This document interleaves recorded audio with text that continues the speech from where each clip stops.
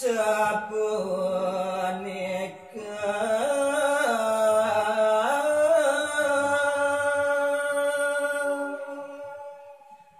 inggih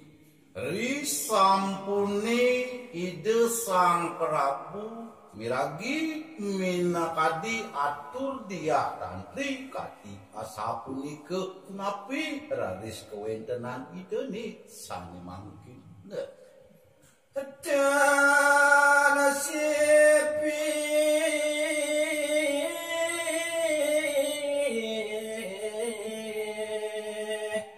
nukani dasang maka niti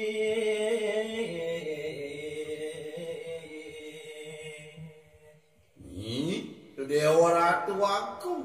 nakalan ning punika raris tan sipi dukani de Sang Prabu majeng rini dia tantri ya nyai mae ajak ingsun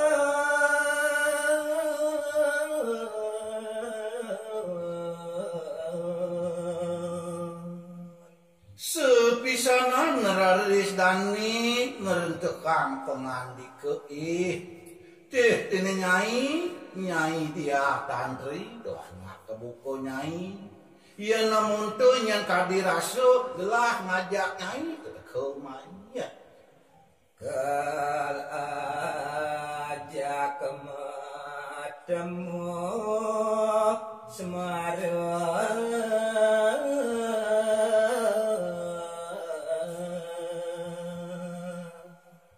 yang kadirasa amuntuh yang bananak gelah nuntun deweknya ini ngajak ke gedongan ketujuan gelah bang nyai nawang sing adelen tua ngajak nyai metemu semarau kita nyai dia tantri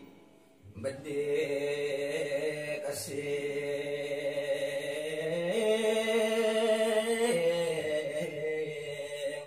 adanya terkait ngide tutur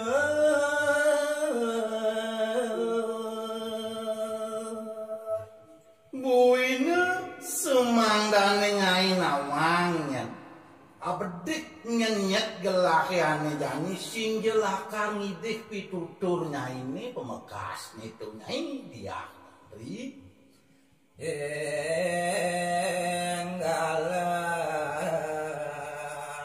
iringang gelang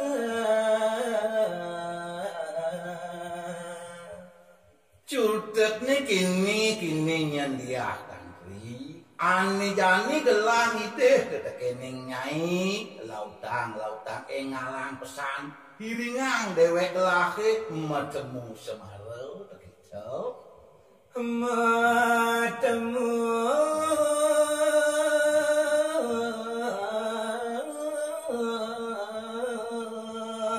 semara jani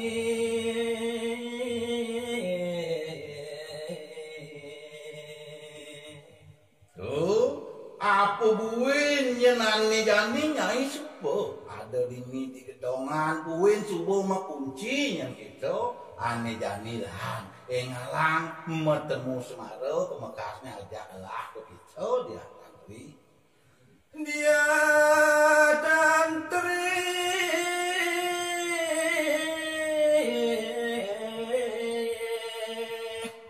rare sengucang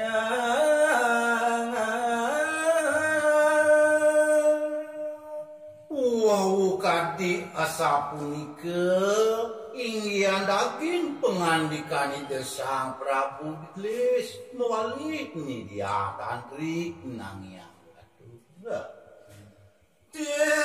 tiang sampun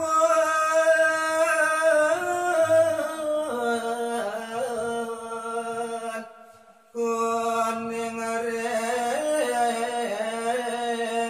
arsan repati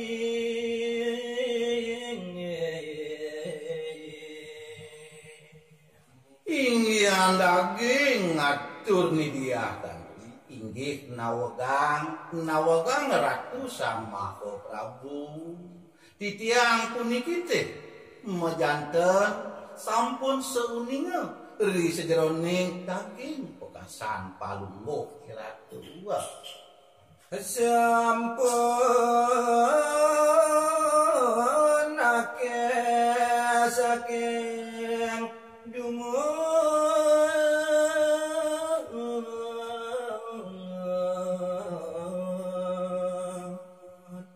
semalih ke ampura titiang ratu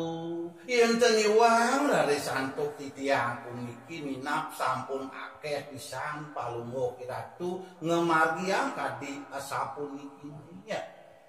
dene kecap sang nada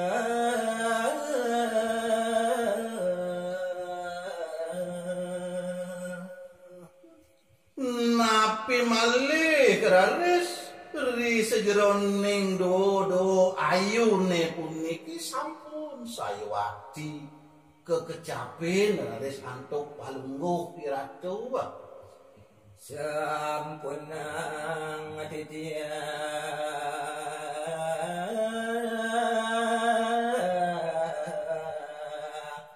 pada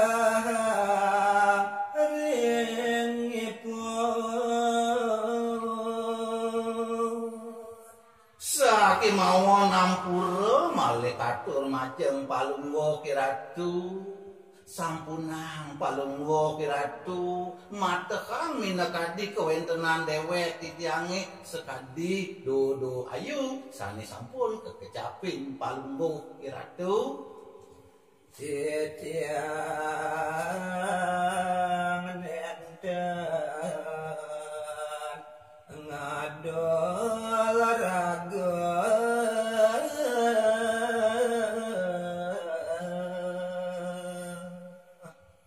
ngapi ke makawinan titiang purun matur kadi asapunika ya diastun jo tamat belok titiange nistan titiange puniki boyo je titiang rare sane mangkin pacak ngadol ngina kadi dewek titiange puniki ya gede anak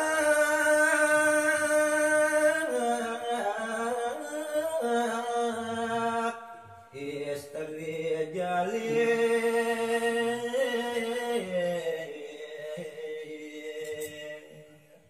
sampunang raris patah kang malih kewentenan titiang puniki sekadipun raris anak-anake sanistri sane jalil sampun